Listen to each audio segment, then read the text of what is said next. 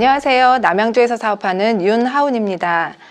예전에는 직장 생활을 했었고요. 지금은 아메이 사업을 전업으로 하고 있습니다.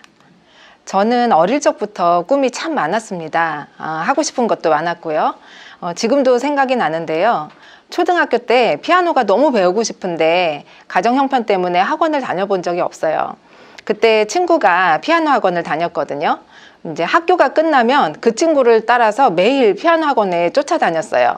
그럼 피아노를 치고 있는 친구를 보면서 너무 부러웠고요. 또 끝날 때까지 기다렸다가 집에 오곤 했습니다. 그게 제가 한이 돼서 최근에 우리 누뚱이 아들하고 피아노 학원도 다녔어요. 대학도 다니고 싶었는데요. 상고에 진학을 하게 돼요. 그때부터 학교 생활도 다 불만스럽고 그냥 모든 게 다 불만스러웠던 것 같아요. 제 고등학교 학창 시절에 친구들하고 찍은 사진인데요. 제 얼굴 표정 한번 보시겠어요?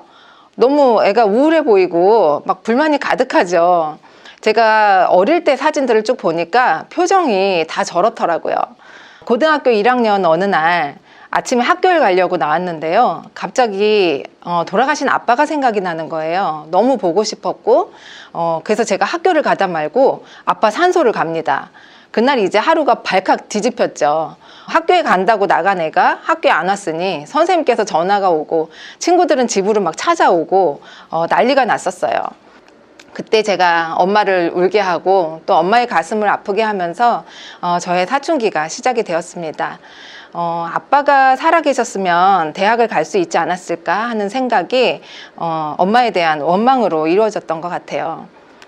결혼을 했는데 아이가 또 안 생겼어요. 잘. 그래서 어렵게 아이를 또 임신하고 낳았습니다. 그러니 그 아이가 얼마나 귀했겠어요. 그래서 하던 일도 다 그만두고 그냥 아이를 키우는 일에 전념하고 있었는데 그때 우리 언니와 형부가 아메이를 시작했다는 소리가 들리는 거예요.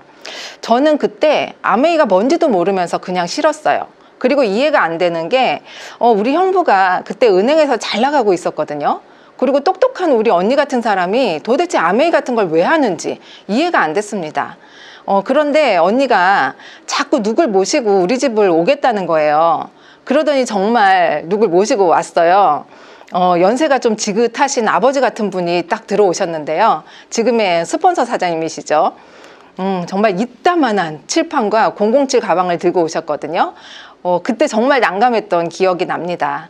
제가 이때 아메이 그 마케팅 플랜을 처음으로 듣게 돼요. 저는 이때 우리 아이를 어떻게 하면 잘 키울 수 있을까? 내가 죽을 때 이 아이에게 뭘 전해주고 죽을 수 있을까? 이런 걸 고민하고 살고 있을 때였기 때문에 이 아메이 수입이 상속이 된다는 얘기가 진짜로 귀가 번뜩했습니다. 근데 궁금했어요. 상속이 되려면 이 회사가 내가 죽을 때까지, 아니 죽고 나서도 정말 건재해야 될 텐데 그때까지 과연 망하지 않고 존재할까? 궁금했습니다. 그래서 제가 그때 참 잘한 것이 회사를 직접 알아봐야 되겠다고 생각하고 이런 미팅 장소에 나오게 된 거예요. 들어보니까 안 할 이유가 없었어요. 그래서 야간 대학을 다닌다고 생각을 하고 이런 미팅에 계속 나오게 됩니다. 그러면서 이 사업의 비전을 제대로 보게 되는 거죠. 저는 정말 굉장히 내성적이고 우유부단한 사람이었어요.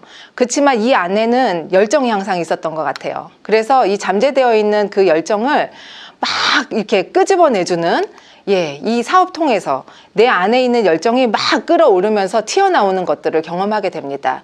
시간이 흐를수록 제가 잘할 수 있는 것들이 너무 많아지는 거예요. 내 안에 있는 잠재 능력을 다 끄집어내주는 우리 스폰서와 이 시스템이 저는 정말 좋았습니다. 사업이 빠르게 진행된 건 아니지만 파운더스 플래티늄을 성취하고 정말 열정적으로 사업을 하고 있을 때 또 생각지도 않은 늦둥이를 임신하게 돼요. 우리 큰아이하고 12살 차이가 나는데요. 저는 이때 만사까지 미팅을 나왔고요. 100일 때쯤이면 당연히 복귀하겠다고 생각을 했고 당연히 그렇게 될 거라고 생각을 했어요. 근데 막상 늦둥이가 태어나고 나니까 남편이 강하게 반대를 하는 거예요. 아이만 잘 키우라는 거였어요. 이때 정말 4년이라는 공백기를 거치면서 제가 후원을 못 해주니까 파트너들이 다 떠나가더라고요. 그리고 그룹도 다 무너지게 되고요. 정말 마음고생을 많이 했습니다. 근데 다시 복귀하는데 회복하는데 5년이라는 시간이 걸렸어요. 한번 멈췄다가 다시 회복하는데 정말 몇 배의 시간과 노력이 필요하구나. 그런 걸 느끼게 되면서 제가 다시 결단을 하게 됩니다. 다시는 멈추지 않으리라. 다시는 쉬지 않으리라. 근데 그러던 와중에 남편에게 뇌경색이 찾아오게 돼요. 저는 남편이 항상 건강하게 우리 가족을 잘 건사해주고 그냥 항상 내 곁에 있을 거라고 생각을 했어요. 근데 혹시라도 남편이 잘못된다면 내가 혼자서 남편과 우리 아이들을 다 건사할 수 있을까? 겁이 덜컥 났습니다. 이때 다시 한번 아메이 사업을 결단할 수 있는 계기가 되었는데요. 남편은 퇴원을 하고 나서도 매일같이 인슐린 주사를 맞아야 했습니다. 당뇨약과 혈압약에 또 신경과 약까지 정말 하루하루가 너무 힘들었어요. 아프면 약 먹으면서 치료하는 게 당연한 걸까요? 그런 생활은 정말 우리 가족의 삶의 질을 계속 떨어뜨리고 있었습니다. 저는 어떻게든 이 약물을 끊어내고 싶었어요. 끊어주고 싶었어요. 근데 아무리 뉴트릴라이트가 좋고 대단해도 본인의 의지가 없으면 안 되는 거잖아요. 근데 고맙게도 남편은 저를 믿어주었고요. 또 제가 관리하는 대로 잘 따라와 주었습니다. 그 덕분에 지금은 이 모든 약물을 완전히 끊어냈고요. 저를 믿어준 남편이 너무 고맙고요. 또 이 뉴트릴라이트가 너무 고맙습니다. 저는 이제 의리를 지키고 싶어요.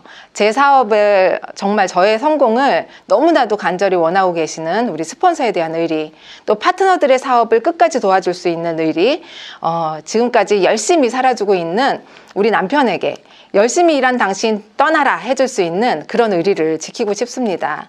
아메이 사업에 있어서 의리는 책임감과 사랑이라는 생각을 해요. 제 꿈이 점점 갈수록 더욱더 간절해지는 이유는요. 이 세상에 어떤 일도 내 꿈을 이루어줄 수 있는 일이 없다는 걸 알게 되었기 때문이에요. 아무리 생각해도 아메이밖에 없더라고요. 제가 감히 넘볼 수 없었던 세상, 정말 꿈꿀 수 없었던 저 너머의 세상, 그 세상을 제가 본 거죠. 저는 어릴 때부터 이렇게 성인이 될 때까지 늘 욕구불만으로 살아왔잖아요. 근데 보지 말아야 될 그 세상을 제가 봐버린 거예요. 아메이를 통해서. 정말 내가 하고 싶은 거를 원 없이 누릴 수 있는 그런 세상이었어요. 저 너머의 세상은.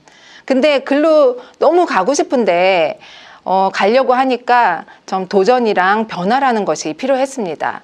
근데 저는 정말 소심하고 우유부단한 사람이었기 때문에 변화하고 도전한다는 것이 정말 쉽지 않았어요. 그렇지만 그게 너무 간절했고요. 그곳에 너무 가고 싶으니까 제가 그걸 하더라고요. 사람들은 넓은 길을 놔두고 좁은 길로 왜 가려고 하냐고 얘기를 해요. 사람들은 몰랐지만 이 좁은 길의 끝에는 내가 원하는 세상이 있다는 걸 저는 알았던 거고요. 그래서 힘들지 않았던 거고요. 지금도 가고 있는 겁니다. 그냥 그 길은 과정이더라고요. 저는 이제 변화와 도전을 즐기는 사람으로 변해 있고요. 지금 희망 가운데 걸어가는 이 길이 너무나 행복합니다. 제가 이 사업을 하는 진짜 이유는요. 두 아들에게 내 삶을 내가 주인으로 살아가는 법을 가르쳐주고 싶어서예요. 주도적으로 살아가는 법을요. 그러려면 내가 그렇게 살아야 되잖아요.